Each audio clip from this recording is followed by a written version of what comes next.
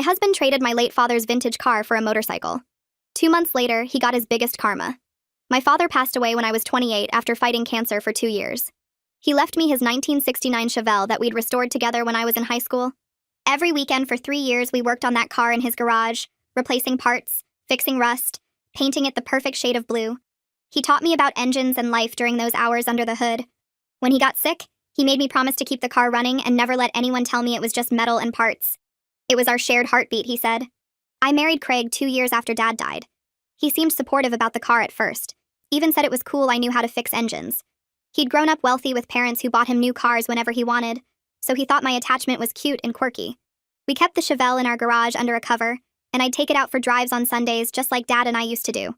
Craig had his own BMW that his parents leased for him, so we never fought about vehicles. For 3 years of marriage, everything was fine. Then Craig discovered motorcycles. His coworker brought a Harley to work and let Craig ride it around the parking lot. Craig came home that day talking about freedom and the open road and how cars were prisons compared to bikes. I said that was nice and figured it was a phase. It wasn't. Craig started going to motorcycle shows every weekend. He joined online forums about bikes. He bought leather jackets and helmets before even owning a motorcycle. He kept showing me pictures of bikes that cost more than our annual grocery budget. I told him we couldn't afford a motorcycle right now since we were saving for a house. He said we had money sitting in the garage gathering dust. He meant the Chevelle. I told him the car wasn't for sale and never would be. He said I was being selfish, keeping a valuable asset locked up for emotional reasons.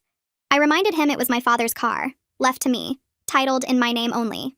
He said married couples shared everything, and I was being a hypocrite since I drove his BMW sometimes. One Thursday, I came home from my nursing shift to find the garage empty. The Chevelle was gone. Craig was in the living room with a helmet on his head, grinning like a child. I asked where my car was. He said he'd made an excellent trade that would benefit both of us. He'd traded the Chevelle to some collector for a brand new Harley Davidson and $3,000. He said the bike was worth more than the car and we could use the money for the house fund. I asked him to repeat what he just said because I couldn't believe it. He actually traded my dead father's car without my permission for a motorcycle. He said I was overreacting and the car was just sitting there anyway. I told him he stole from me. He said wives can't steal from husbands because everything is communal property. I showed him the title in my name only from before we married. He said that was just paper and real marriages didn't work that way. I called the collector Craig traded with. The man said Craig told him I'd agreed to the trade but was too emotional to be there. He said Craig showed him photos of us together to prove he was my husband. He felt bad but said the trade was final and he'd already started dismantling the car for parts. He was lying about that last part but wanted to keep the car. I called the police. They said it was a civil matter since Craig was my husband. I called a lawyer who said I could sue, but it would be expensive and Craig technically committed fraud, which was criminal. Craig got angry saying I was trying to ruin his life over a car. His parents called, saying I was being materialistic and should appreciate Craig's initiative in making profitable trades. His mother said the motorcycle was more practical anyway, and I should be supportive. Craig started riding the Harley to work every day, posting pictures online about his new lifestyle. He joined a motorcycle club and went on rides every weekend without me. He said I couldn't come because I didn't understand the culture and would kill the vibe with my negativity. 2 months later, Craig crashed the motorcycle. Craig crashed the motorcycle going 80 miles per hour, showing off for his new biker friends, totaling it beyond repair with no collision coverage because he'd been too cheap to pay for full insurance. While he was in the hospital with 2 broken ribs, I tracked down the collector who had Dad's Chevelle and made him an offer he couldn't refuse. I grabbed my phone and pulled up Alan's number, my hands steady despite the anger burning through my chest. The hospital room where Craig lay with his broken ribs felt very far away as I hit dial. Alan answered on the 3rd ring, his voice cautious when he recognized my number. I didn't waste time with pleasantries. I had the title in my name. I had proof Craig lied about my consent, and I had a lawyer ready to file criminal charges for receiving stolen property. Alan could either work with me or explain to a judge why he accepted a car from someone who had zero legal right to trade it. The silence on the other end stretched long enough that I wondered if he'd hung up. But then he cleared his throat and started talking about expenses. He'd already put money into storing the Chevelle, he said, and he'd paid for an initial assessment of the car's condition. His voice had that defensive edge people get when they know they're wrong but don't want to admit it. I cut him off mid-sentence. Those costs were his problem, not mine. He accepted stolen property, and any judge would see it my way given the documentation I had. The car was titled solely in my name before I married Craig, which made it separate property under state law. Alan had no legal leg to stand on, and we both knew it. I gave him 48 hours to think about my offer before I filed the police report and the civil suit. He didn't say yes, but he didn't say no either, which told me everything I needed to know about his position. That evening, Melody showed up at my door with 2 bottles of wine and a large pizza. She took one look at my face and pulled me into a hug before I could say anything. I led her to the dining room table where I'd spread out every piece of documentation I had. The title to the Chevelle sat in the center like evidence at a crime scene, surrounded by copies of my marriage certificate, the police report I'd filed, and notes from my consultation with the lawyer. Melody poured us both generous glasses of wine and settled into the chair across from me. I walked her through everything that had happened over the past 2 months, starting with the day I came home to find my garage empty. She listened without interrupting, her expression shifting from shock to anger to something that looked like determination. When I finished talking, she refilled our wine glasses and told me about Roderick. Her husband was a mechanic who specialized in classic cars, and he could assess the Chevelle's current condition if I could get access to it. A professional evaluation would strengthen my position with Alan and might even help with Craig's insurance situation, though I doubted Craig had been smart enough to insure that motorcycle properly. Melody pulled out her phone and texted Roderick right there at my table, explaining the situation in quick bursts of typing. He responded within minutes, offering to help however he could. Having someone with actual expertise on my side felt like the first piece of good news I'd had since this nightmare started. The next day, I drove to the hospital to visit Craig. I found him in his room complaining to a nurse about the pain medication not working fast enough, and how the hospital food tasted like cardboard. The nurse gave me a sympathetic look as she left, and I wondered how many times she'd dealt with Craig's whining since he'd been admitted. He didn't ask how I was doing or apologize for anything. He just launched into a list of complaints about his broken ribs, the uncomfortable bed, and how bored he was stuck in this room. I stood at the foot of his bed and watched him talk, seeing him clearly for maybe the first time in our marriage. This was the man who'd stolen my father's car without a second thought, who'd traded away something irreplaceable for a motorcycle he could show off to his new biker friends. He expected me to feel sorry for him, to bring him things and comfort him, as if he hadn't destroyed the most important thing I owned. When he finally paused for breath, I asked him about the motorcycle insurance. His face went pale, so fast I thought he might pass out. He admitted he only had liability coverage because full collision insurance was too expensive for a bike that nice. The words hung between us like a confession of guilt. I felt something cold and satisfied settle in my chest as the reality sank in. Craig had destroyed a $30,000 motorcycle with no insurance to cover it. His parents had always bought him cars, leasing him that BMW he drove like it was nothing. But he'd purchased this bike himself with money from his job. He'd been so proud of that fact, posting about it online and telling his biker friends how he'd saved up for it. And now it was gone, totaled beyond repair, with nothing to show for it except medical bills and broken ribs. The bike was worth more than the Chevelle had been, or so Craig had claimed when he made that trade. But at least the Chevelle still existed somewhere, sitting in Alan's facility. Craig's motorcycle was scrap metal in a junkyard, and he'd have to pay off the loan himself with no insurance payout to help. I didn't say any of this out loud. I just stood there and let him see the satisfaction on my face. Craig tried to change the subject, asking when I was bringing him clothes from home.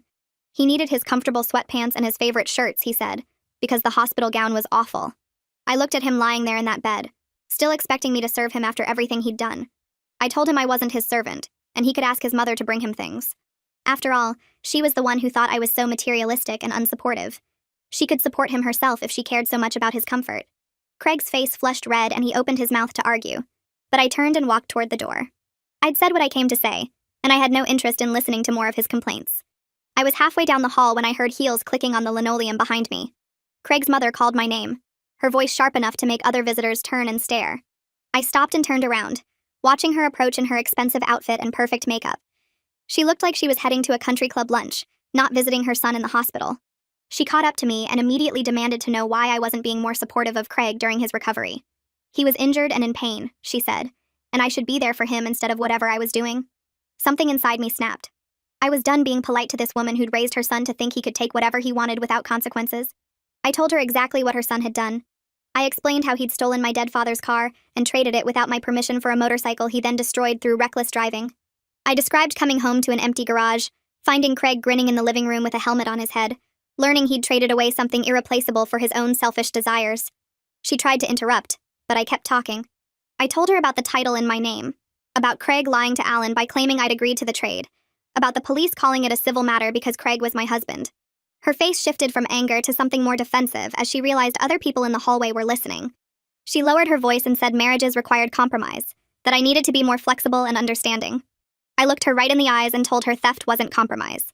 What Craig did wasn't a disagreement about finances or a difference of opinion. He stole from me, plain and simple, and no amount of her making excuses would change that fact. She pulled out her phone and dialed a number, turning away from me to speak. I didn't wait to hear what she said to whoever she called. I walked past her down the hallway, my shoes squeaking on the clean hospital floor, and I didn't look back. Other people in the waiting area stared at me as I passed, but I didn't care what they thought. Let them judge me for not standing by my injured husband. They didn't know what he'd done or how he'd treated something precious to me like it was garbage. I made it to the parking lot before the tears started, hot and angry on my cheeks. I sat in my car for 5 minutes just breathing and trying to calm down enough to drive safely. My hands shook on the steering wheel, and I kept seeing Craig's face when I mentioned divorce. That flash of real fear in his eyes. Good. He should be scared. He should understand there were consequences for stealing from the person who was supposed to be his partner. I drove to Melody's house without thinking about it, my car taking the familiar route while my mind replayed everything that had happened. She opened the door before I could knock and took one look at my face before pulling me inside. Her living room smelled like the vanilla candles she always burned, and the familiar scent made something inside me crack open. I started crying for real then, not the angry tears from the parking lot, but deep sobs that came from somewhere dark and painful. Melody wrapped her arms around me and held on while I fell apart. She didn't ask questions or tell me it would be okay, or offer any of the empty comfort people usually gave. She just held me and let me cry until my throat hurt and my eyes burned. I cried about my father and how much I missed him, about coming home to find the empty garage, about 3 years of marriage to someone who never really saw me. I cried about the Chevelle sitting in some stranger's facility while Craig rode around on his stupid motorcycle posting pictures online. I cried until I had nothing left inside me except exhaustion. Melody made tea and sat with me on her couch while I explained everything in a shaky voice. She listened without interrupting, her face getting angrier as I described the hospital scene with Craig's mother.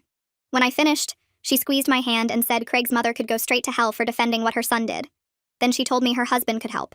Roderick knew cars inside and out, worked on them every day at his shop, and he'd be able to tell me exactly what the Chevelle was worth.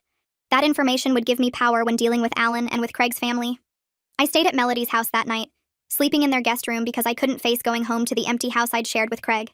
In the morning, Roderick sat down with me at their kitchen table and pulled out his phone to show me recent auction results for restored Chevelle. He scrolled through listings and pointed at prices that made my stomach flip. A car like mine in good condition could sell for $40,000, maybe more depending on how complete the restoration was. Some went for $60,000 if they had matching numbers and original parts. That was way more than Craig's motorcycle had cost, which meant he'd made a terrible trade even from a purely financial standpoint. Roderick wrote down the numbers on a piece of paper and told me to use this information when I talked to Alan again. If the collector knew I understood the car's real value, he might be more willing to negotiate. I called Alan from Melody's kitchen, my hands steadier now that I had actual information to work with. He answered on the third ring, and his voice sounded wary when he recognized mine. I didn't waste time with pleasantries. I told him I wanted to make a deal that would benefit both of us and keep this situation from getting uglier. I offered $15,000 for the Chevelle's return, which would cover whatever he'd paid Craig, plus give him a profit for his trouble. In exchange, he needed to give me written documentation stating that Craig had lied about my consent for the trade. That documentation would protect Alan if this became a legal issue, and it would help me in divorce court. Alan didn't answer right away, and I could hear him breathing on the other end of the line. Finally, he said he needed time to think about my offer. I told him he had 48 hours before I filed a police report for receiving stolen property and started a civil lawsuit. I kept my voice calm and professional, but I made sure he understood I wasn't bluffing about legal action. After I hung up, Melody suggested I talk to a divorce lawyer while Alan was thinking things over. She knew someone named Marlene who specialized in cases where one spouse had committed fraud or theft. I made an appointment for later that same day. Marlene's office was in a building downtown with dark wood furniture and law books lining the walls. She was maybe 50 years old with gray hair cut short and sharp eyes that seemed to see right through my nervous energy. I showed her the title for the Chevelle with my name only, the text messages where Craig admitted to making the trade, and screenshots of his social media posts showing off the motorcycle. Marlene read through everything carefully, making notes on a yellow legal pad. When she looked up, she said I had a strong case for fault-based divorce because Craig had stolen my separate property. In our state, anything owned before marriage stayed separate unless both people agreed to share it. Craig had no legal right to trade the Chevelle no matter what he claimed about married couples sharing everything. His actions were both criminal theft and grounds for divorce with favorable terms for me regarding asset division. Marlene explained that separate property meant exactly that, separate. The car wasn't marital property just because I got married while owning it. Craig couldn't claim any right to it or make decisions about it without my permission. What he did was legally no different from if he'd stolen from a stranger, except worse because he violated the trust that came with marriage. She said judges took this kind of betrayal seriously, especially when it involved deceased family members and sentimental items. The fact that my father had left me the car and Craig knew its emotional significance would work in my favor during proceedings. Marlene asked about Craig's motorcycle accident and whether he had insurance coverage. I told her he'd only carried liability because he was too cheap for collision coverage on such an expensive bike. She made more notes and said Craig's financial irresponsibility would help my case if he tried to claim he deserved spousal support. A man who bought a $30,000 motorcycle without proper insurance and then destroyed it through reckless driving wasn't someone a judge would see as financially responsible. I asked what would happen with Craig's medical bills from the accident. Marlene tapped her pen against her notepad and explained those bills were Craig's responsibility because he got hurt doing something reckless and stupid. I wasn't legally required to pay for medical care that resulted from his own bad choices, especially when those choices violated our marriage by destroying stolen property. If Craig tried to argue I should help with his bills, Marlene would point out that he created this situation himself by trading my car, buying an expensive motorcycle, failing to insure it properly, and then crashing it while showing off. Every bad decision was his alone, and the consequences should be his alone too. 2 days later, Alan called back and agreed to my offer. His voice sounded tired, and he admitted he'd felt uncomfortable about the trade from the beginning. Craig had been pushy and insistent, showing pictures of us together and talking about how I was too emotional to handle the transaction myself. Alan had wanted to believe Craig was telling the truth because the Chevelle was exactly the kind of car he loved collecting. But something had felt off about the whole situation, and now he knew why. Getting documentation that Craig lied would protect Alan legally if I decided to pursue criminal charges, or if Craig tried to sue him later for returning the car. He asked when I could transfer the money, and I told him I'd have it wired that same day. I went to my bank and emptied most of my savings account, watching the balance drop from $22,000 down to $7,000 in a single transaction. That money represented 2 years of picking up extra nursing shifts and skipping vacations and being careful about spending. I'd been saving for a house down payment, for a future I thought I'd be building with Craig. Instead, I was using it to buy back something Craig had stolen from me. My hands shook as I signed the wire transfer paperwork, but I didn't hesitate. Getting my father's car back was worth every penny, even if it meant starting over financially. The Chevelle represented my relationship with my dad, 3 years of working together and learning from him. No amount of money could replace that, and I'd spend every dollar I had to protect it. The bank transfer processed by noon, and Roderick picked me up early the next morning in his pickup truck. He brought coffee in a thermos, and handed me a cup without saying much. We drove across town to Alan's facility, which turned out to be a converted warehouse with a dozen garage bays. The building looked professional, with security cameras mounted on every corner and a coded gate at the entrance. Alan met us in the parking lot wearing coveralls and wiping his hands on a rag. He led us inside through a side door, past rows of vintage cars in various states of restoration. Some were stripped down to bare metal while others gleamed under protective covers. The air smelled like motor oil and metal polish. We walked through 3 bays before Alan stopped and gestured toward the back corner. There sat my Chevelle under a car cover in a climate-controlled section separated from the main workshop by glass walls. My hands started shaking before I even pulled the cover off. Roderick helped me lift the fabric away, and there it was. The blue paint looked exactly how I remembered, the same shade Dad and I had spent weeks choosing from sample cards. I ran my fingers along the hood, feeling the smooth surface and the familiar contours. The chrome bumper still had the tiny scratch from when I'd misjudged a parking space during my senior year. Every detail matched my memories perfectly. Alan cleared his throat and pulled a manila envelope from his jacket pocket. He handed it to me along with the keys, which still had my father's old keychain attached. The envelope contained a notarized statement describing how Craig had misrepresented the trade, claiming I'd agreed to it but was too emotional to be present. Alan had written down every detail of their conversation, including how Craig showed photos of us together as proof of marriage. The statement ended with Alan's admission that he should have verified my consent directly before accepting the trade. He looked uncomfortable as I read through it, shifting his weight from foot to foot. When I finished, he spoke quietly and said he hoped I could get the car back where it belonged. His voice sounded genuine, not like someone trying to avoid legal trouble, but like someone who actually felt bad about the situation. I thanked him and meant it. Roderick spent the next 20 minutes inspecting the Chevelle from every angle. He crawled underneath with a flashlight, checked the engine compartment, examined the interior and trunk. He tested the lights and horn, looked at the tires and brakes.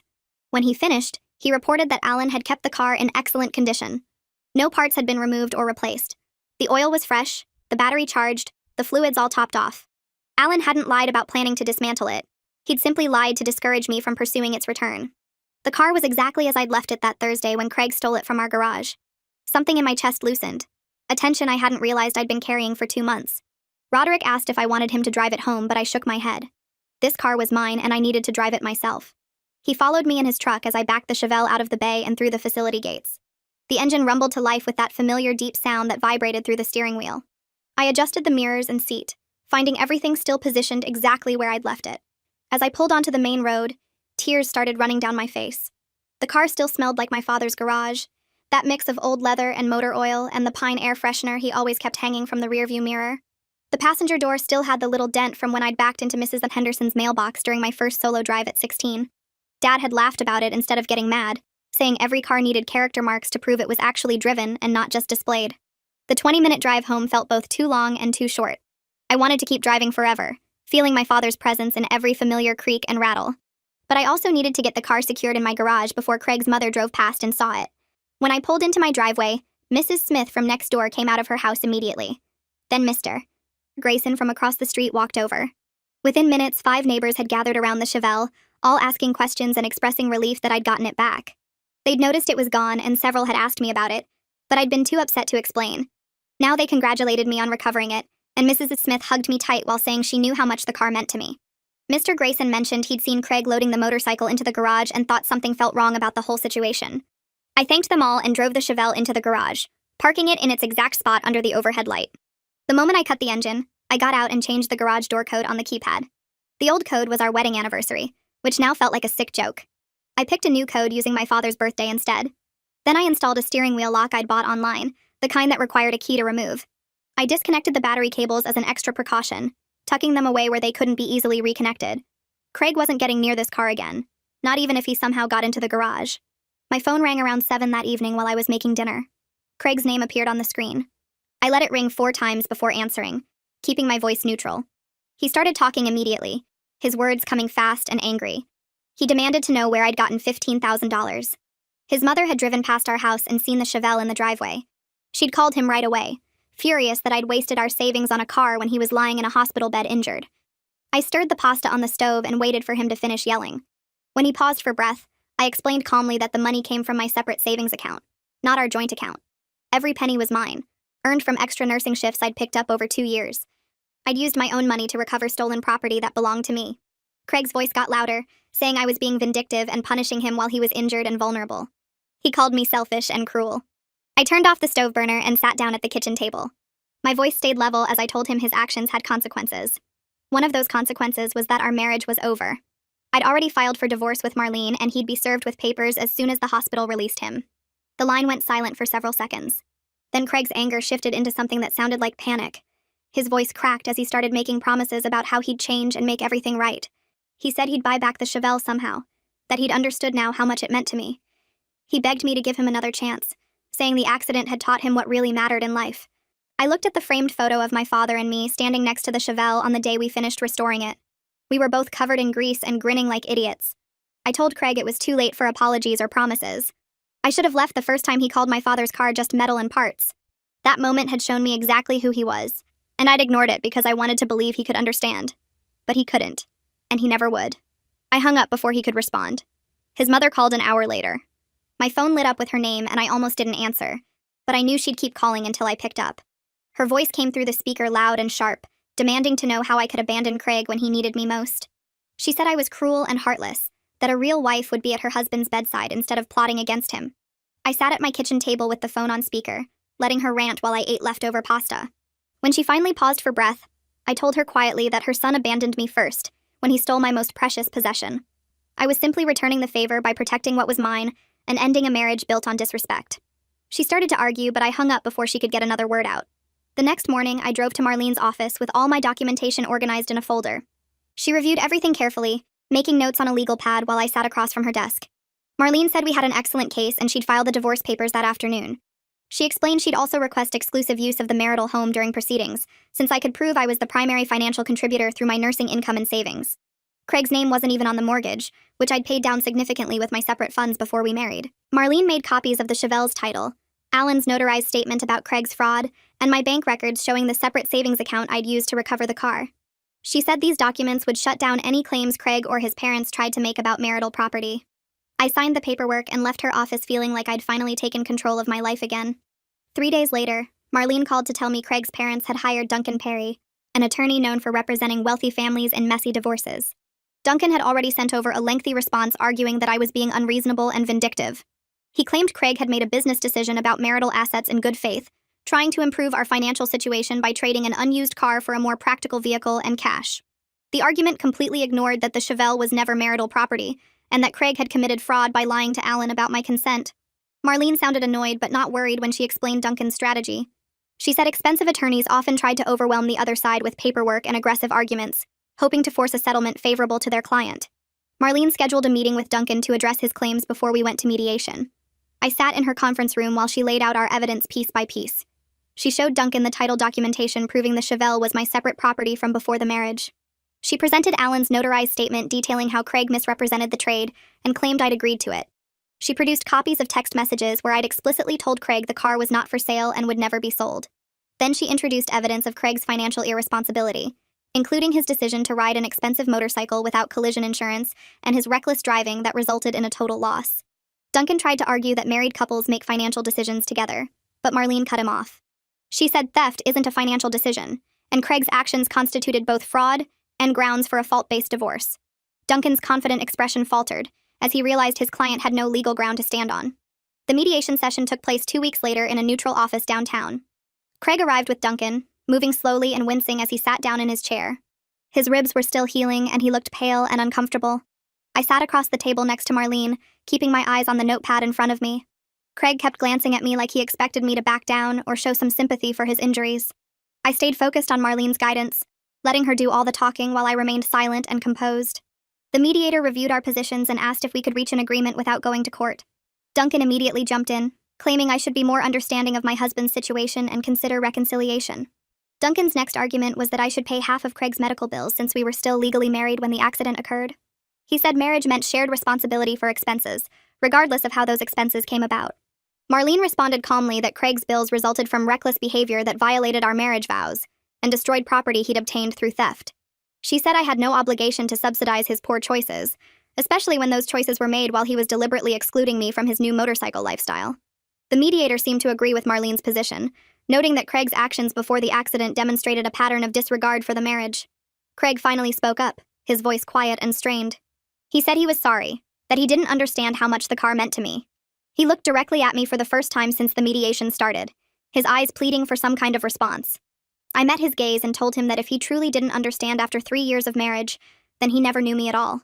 My father's death, the restoration work, the Sunday drives, the explicit conversations about the car's importance, none of it had registered with him as real or meaningful.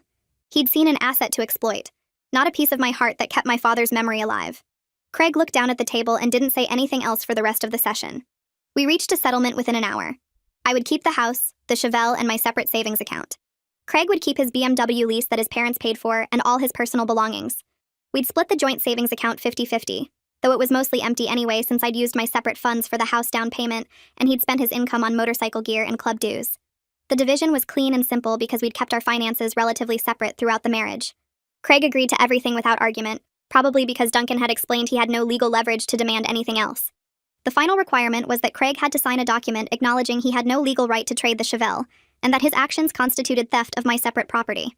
This protected me from any future claims or attempts to argue he'd acted within his rights as a husband. Duncan advised against signing it, saying it could be used against Craig if I decided to pursue criminal charges.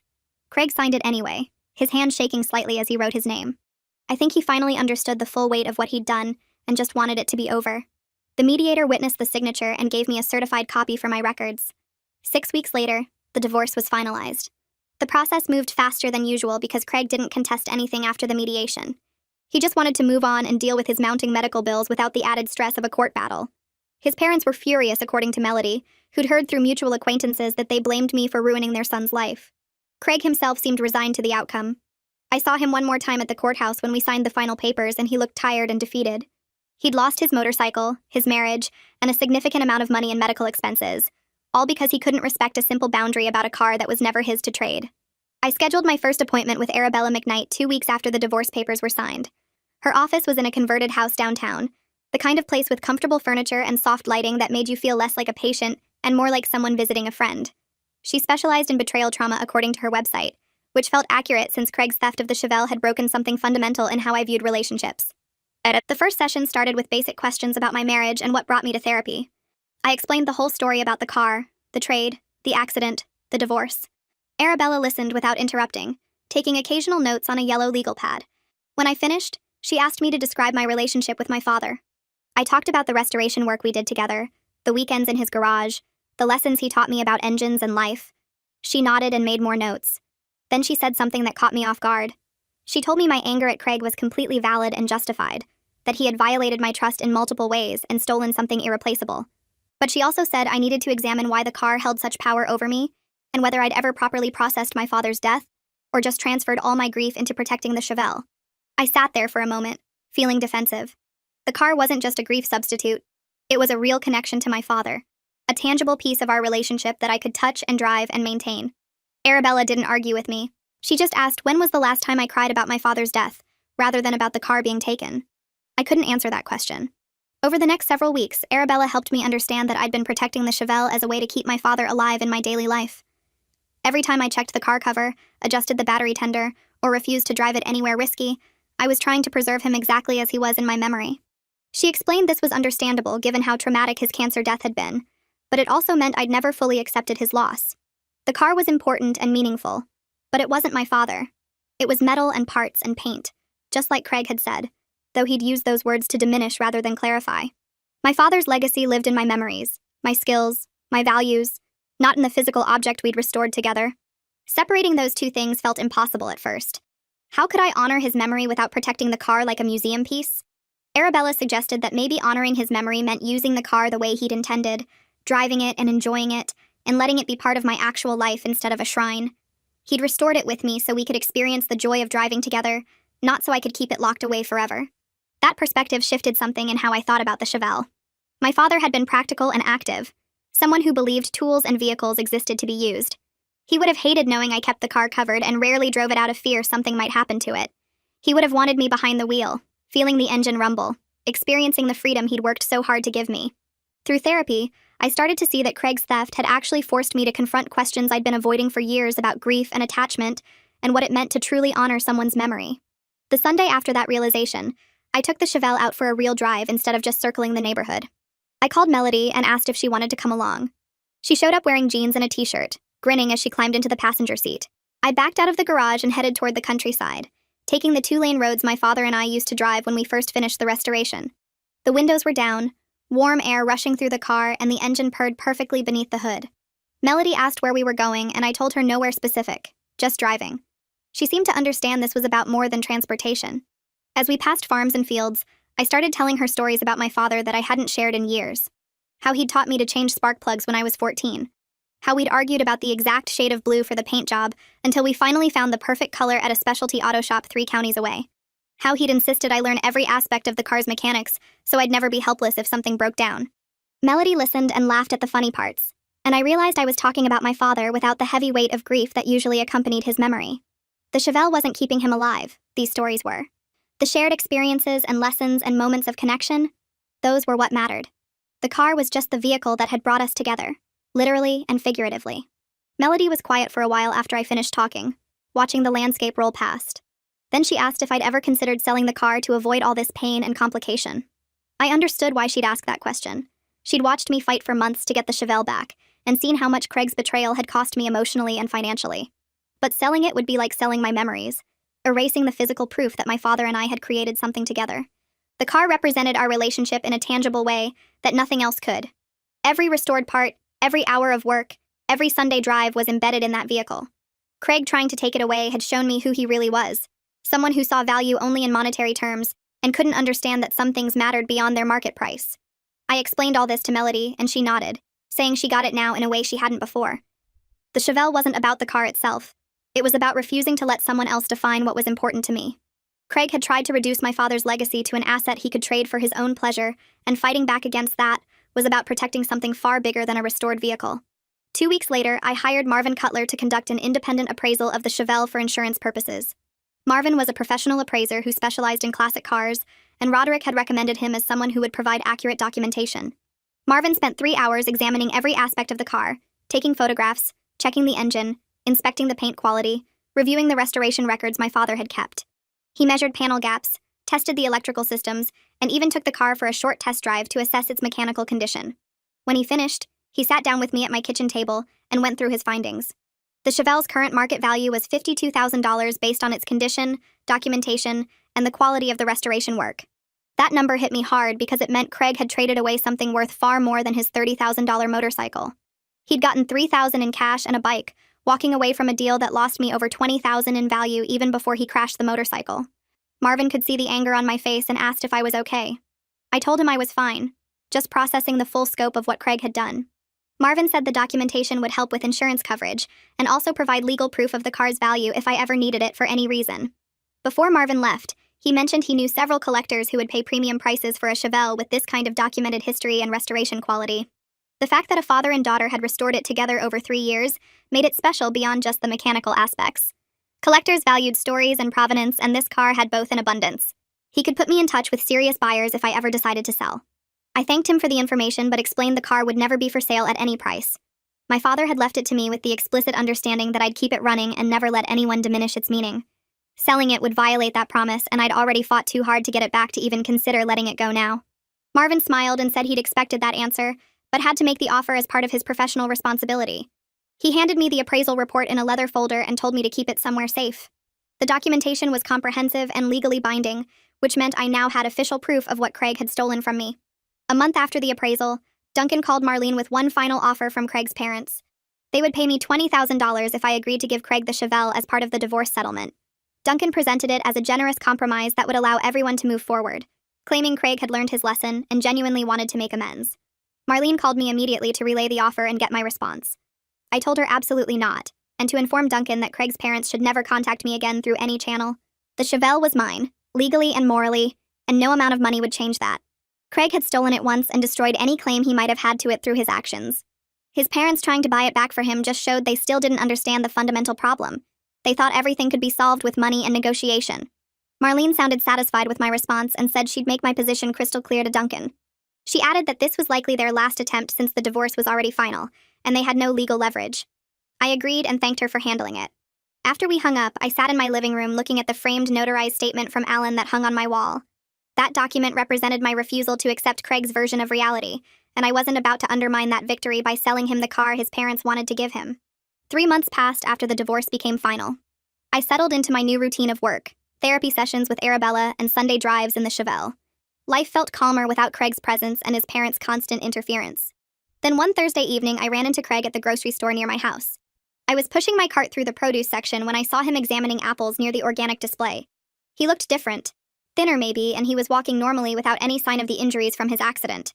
For a second, I considered turning around and leaving, but then he looked up and saw me. Recognition crossed his face, and he actually started walking toward me. My first instinct was to tell him to stay away, but something about his body language seemed less aggressive than I expected. He stopped a few feet from my cart and asked if we could talk for a minute. I didn't owe him anything, but curiosity made me agree to listen. Craig told me he'd been in therapy too, working through his entitled behavior and learning about boundaries and respect. His therapist had helped him understand that his upbringing with wealthy parents who gave him everything had created a warped sense of ownership and control. He genuinely believed that being married meant having access to everything I owned, and he'd never considered that some things were separate and sacred. The way he talked was different from before, less defensive and more thoughtful. He said he finally understood why what he did was so wrong, not just legally, but morally and emotionally. Trading my father's car hadn't been a business decision or a smart trade. It had been a betrayal of trust that destroyed our marriage. He looked directly at me and said he was genuinely sorry for betraying my trust and stealing something irreplaceable. The apology felt real in a way his previous excuses never had. He wasn't trying to justify his actions or minimize the harm. He was acknowledging the full weight of what he'd done. I thanked him for telling me all that, but it didn't change what happened between us. What he did went beyond a mistake or a moment of bad judgment. He stole something that represented my entire relationship with my father, traded it away like it meant nothing, and that kind of betrayal doesn't just disappear because someone finally understands they were wrong. The line he crossed wasn't one I could uncross, and forgiveness felt impossible when I thought about coming home to that empty garage. Craig nodded slowly and looked down at his shoes. He told me he got it, that he didn't expect me to forgive him or want him back.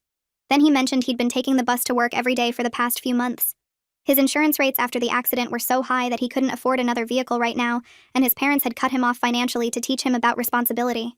They told him he needed to learn to live within his means and handle his own consequences. I felt a small flicker of sympathy hearing about his daily bus commute and his parents finally holding him accountable. But mostly what I felt was relief. He made choices that hurt me in ways I was still working through with my therapist, and now he was learning that choices come with costs. His discomfort riding public transportation and managing a tight budget wasn't my problem to solve. He created this situation himself when he decided a motorcycle was more important than respecting my boundaries. We stood there for another minute in awkward silence before he said he should let me finish my shopping. I watched him walk toward the exit with his small basket of groceries, and then I turned back to my cart and continued picking out vegetables. That encounter stayed in my mind for days, but I didn't let it derail the progress I'd been making. I focused on rebuilding my life without him, picking up extra nursing shifts on weekends and holidays to replenish my savings account. The money I'd spent recovering the Chevelle had put a dent in my finances, but the overtime pay helped me get back on track. My house felt peaceful now that it was just me living there. I could leave my car magazines on the coffee table without anyone complaining. I could eat cereal for dinner if I wanted. I could spend Sunday mornings working on the Chevelle in the garage without anyone telling me I was wasting time on a worthless hobby. Learning to enjoy my own company took some adjustment, but I found I actually liked the quiet. One evening while we were having dinner at her place, Melody suggested I join a classic car club to meet people who would appreciate the Chevelle's significance. She'd seen a flyer at the community center about a local group that met twice a month. I wasn't sure at first because I'd never been much of a joiner, but she pointed out that I might connect with people who understood the bond between a person and their vehicle. I attended my first meeting the following Thursday at a garage space one of the members owned. There were about 15 people there, ranging from a guy in his 20s restoring a Mustang to a woman in her 60s who'd inherited her husband's Corvette. Everyone brought photos of their cars and shared stories about restoration projects and weekend drives. When I showed pictures of the Chevelle and explained that my father and I had restored it together, several people nodded with understanding. A man named Robert told me about rebuilding a Camaro with his grandfather before he passed away. A woman named Olivia shared how she'd learned everything about engines from her older brother while working on his pickup truck. These weren't just car enthusiasts. They were people who understood that vehicles could represent relationships and memories and time spent with people we loved. Over the next few months, I became a regular at the club meetings. We organized group drives through the countryside and helped each other with mechanical problems. Through the car club, I met others who'd restored vehicles with family members, and we shared stories about those relationships. Robert's grandfather had taught him patience and precision. Olivia's brother had shown her she was capable of anything she set her mind to. My father had given me confidence and taught me that working with your hands was just as valuable as any desk job. Hearing their stories helped me feel less alone in my grief and more connected to others who understood what I'd lost. 6 months after the divorce became final, I found myself in a much better place. My savings account had recovered from the hit it took buying back the Chevelle. My therapy sessions with Arabella were helping me process both my father's death and the betrayal I'd experienced with Craig. The Chevelle sat in my garage exactly as my father had intended, driven regularly on Sunday mornings and maintained carefully. I changed the oil every 3,000 miles, checked the tire pressure weekly, and kept it waxed and polished. The engine purred smoothly, and the blue paint gleamed in the sunlight. I'd started dating casually, meeting people through work and the car club. Nothing serious yet, and I wasn't rushing into anything. Arabella said I was being smart to take time to heal and figure out what I really wanted in a partner before jumping into another relationship. She reminded me that I'd married Craig only 2 years after my father died, and I probably hadn't fully processed that loss before taking on the emotional work of marriage. I needed space to understand myself as an independent person, not as someone's daughter or someone's wife. My approach to dating now came with a simple boundary that I stated clearly from the first conversation. Anyone I dated had to understand that the Chevelle was non-negotiable. It wasn't just a car sitting in my garage. It was a legacy my father left me, a physical representation of our relationship, and I needed a partner who respected that without feeling threatened by it. If someone made jokes about me loving a car more than people, or suggested I should sell it to fund vacations or home improvements, I knew immediately they weren't right for me. The Chevelle was my line in the sand, and I wasn't moving it for anyone. I took the notarized statement from Alan that documented how Craig had misrepresented the trade and had it professionally framed. I hung it in my garage right next to my father's old toolbox, where I could see it every time I worked on the car. That document represented more than just a legal record. It showed that I'd fought for what mattered and won. It proved my strength and my refusal to let anyone diminish what my father and I had built together during those 3 years of weekend work in his garage. I picked a date about 7 months away from the divorce, marking it on my calendar. On what would have been Dad's 70th birthday, I woke up before sunrise and went straight to the garage. The Chevelle sat waiting, blue paint gleaming even in the dim light. I started the engine and let it warm up while I made coffee, listening to that familiar rumble through the kitchen window. By 7 in the morning, I was driving through empty streets toward the cemetery on the edge of town. The morning air was cool, and the sky was turning pink and orange as I pulled through the cemetery gates. I found Dad's grave in the section near the old oak trees, parking the Chevelle right beside his headstone. I sat in the driver's seat with the windows down and the engine running, just like we used to do when we finished working on the car and wanted to hear how it sounded. I told him everything. About Craig trading the car without permission. About the motorcycle accident. About tracking down Alan and negotiating to get the Chevelle back. About the divorce and starting over on my own. I promised him I'd kept my word about protecting what we built together, that I never let anyone convince me it was just metal and parts. My voice got shaky near the end, but I kept talking until I'd said everything I needed to say. I turned off the engine and sat in the quiet for a while, watching the sunrise through the windshield. Melody pulled up around 8:30 in her sedan, carrying a thermos of hot chocolate and a bag of donuts. She climbed into the passenger seat and we sat together without talking much, just being present in the moment. After about an hour, we drove to Frank's Diner across town. The place Dad used to take me every Saturday after we finished working in his garage. The same red vinyl booths were there, the same black and white checkered floor. We slid into Dad's favorite booth by the window, and I ordered his usual meal, a bacon cheeseburger with extra pickles and a side of onion rings. Melody ordered the same thing, and we got 2 chocolate milkshakes, thick and cold in tall glasses. When the food came, we raised our milkshakes, and I made a toast to Dad's memory, to the hours we spent together under the hood of the Chevelle, to everything he taught me about engines and life and standing up for what matters. The burger tasted exactly like I remembered, salty and greasy and perfect. Sitting there in that booth, I understood something important that I hadn't fully grasped before. Recovering the Chevelle wasn't just about getting back something valuable that belonged to me. It was about honoring Dad's legacy and refusing to let someone else decide what mattered in my life. Craig tried to reduce 3 years of weekend work to metal and parts, tried to make me feel silly for caring about a car. But I proved it was so much more than that. It was memory and connection and time spent with someone I loved. It was proof that I could fight for what mattered and win. Life wasn't perfect now, but it was mine in a way it hadn't been during my marriage. I had my father's car sitting in my garage, maintained and driven regularly just like he wanted. I had my independence and my own space. I had my self-respect back after feeling dismissed and ignored for so long. I had a clear understanding of what I'd accept in relationships going forward and what crossed the line into disrespect. The Chevelle sat in my garage with its engine purring perfectly, ready for our next Sunday drive together, and that was exactly how it should be.